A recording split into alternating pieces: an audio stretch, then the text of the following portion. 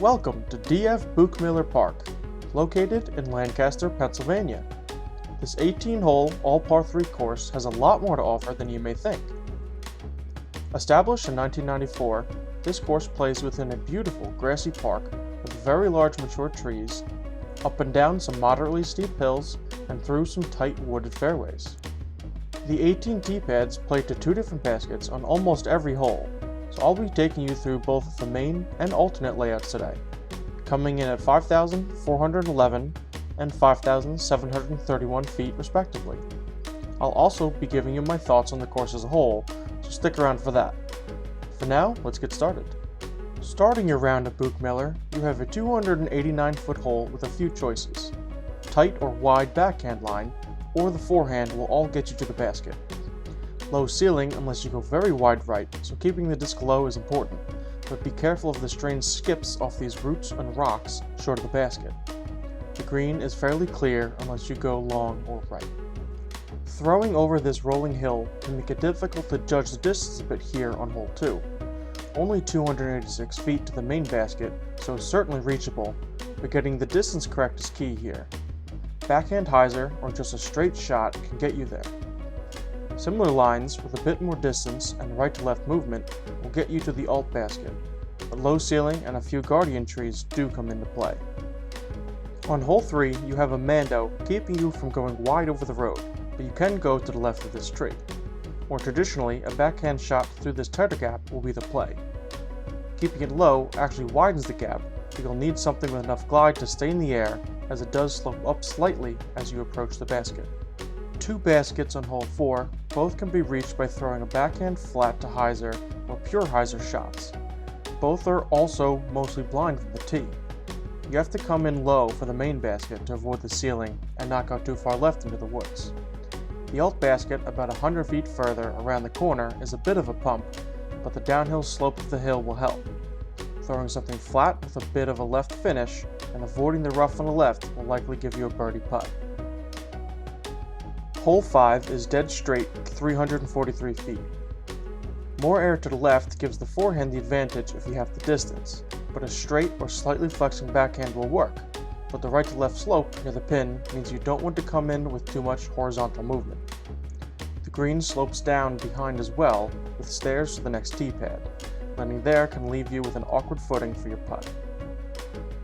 Hole 6's main basket is 240 feet and a fairly stock forehand or backhand turnover around the pine trees. A backhand skip shot off the OB road could also get you to about circle 1's edge. The alt basket is tucked into one of the tightest greens you'll ever see. Hitting this very tight gap is difficult from the tee, but doable. Crashing through the bushes on the right is also a possibility. Regardless of how you get there, you will most likely be looking at an obstructed putt. Par here is just fine.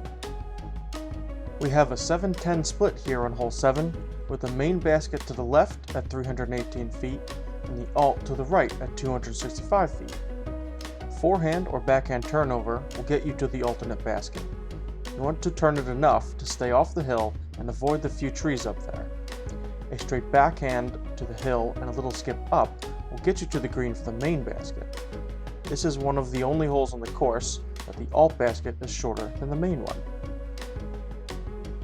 From hole 8's tee pad, you can go either side of this main tree. High backhand to the right, or to the left, the way the drone is flying, a forehand or backhand drifting left to right will work.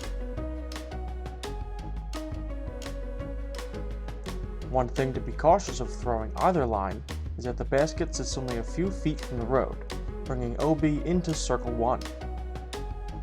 Hole 9 is an interesting one in that it actually has 3 basket options.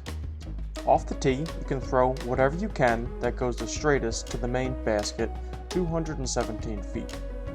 To access the other 2 baskets, you'll need to throw something that moves left to right. The 449-foot basket is actually all the way back in that open field that you can see. This basket sits somewhere between the other 2, around 300 to 320 feet.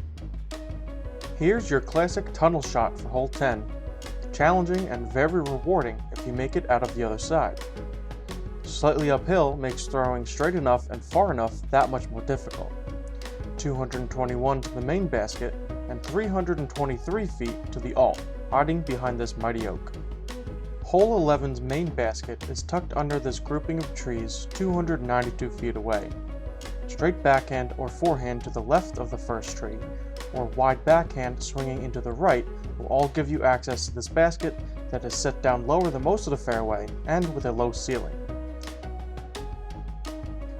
The alt basket is way to the right, but much more out in the open. 337 feet and downhill makes it reachable, but stay out of the large pine tree or you'll be pitching out for a par.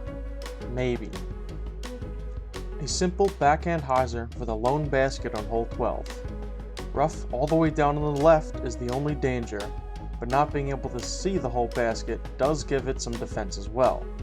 At only 226 feet, this is an ace run for sure.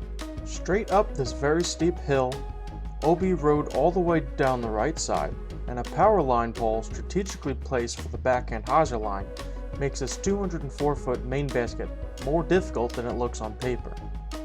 Getting up the hill is only half the battle for the alt basket, which is another 75 to 100 feet to the left and into a tight wooded gap.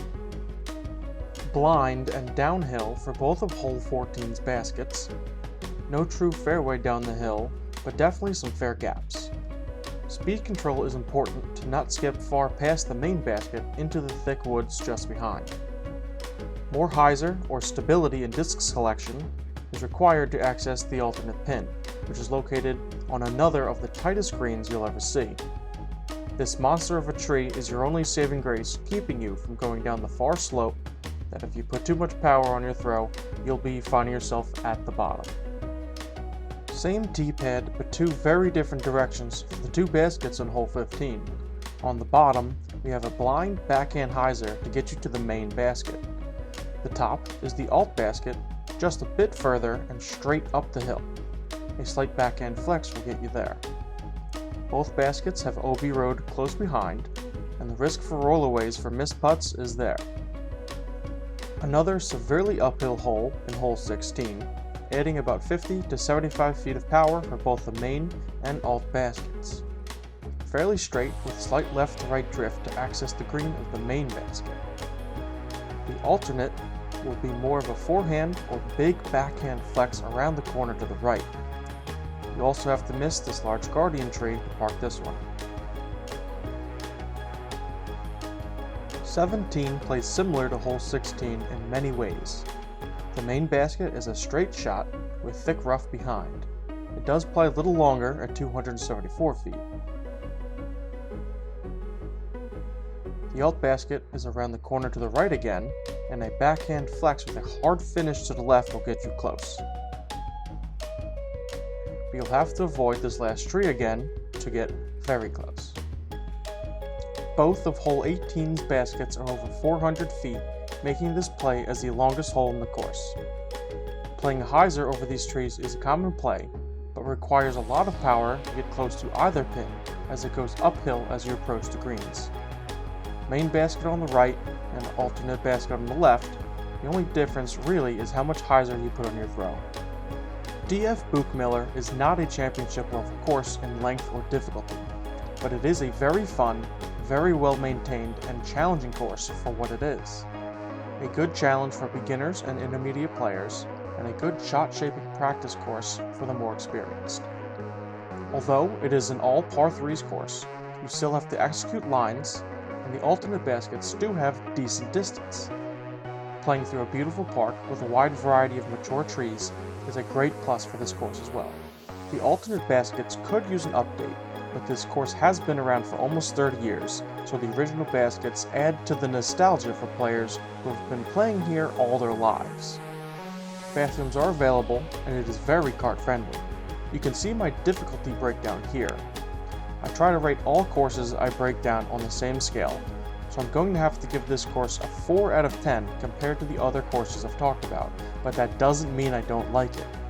I highly recommend playing this course if you are in Lancaster or anywhere near there. This course does also host quite a few tournaments, so that should show you how highly this course is held to the local players and clubs. Let me know what other courses you'd like to see me cover down in the comments.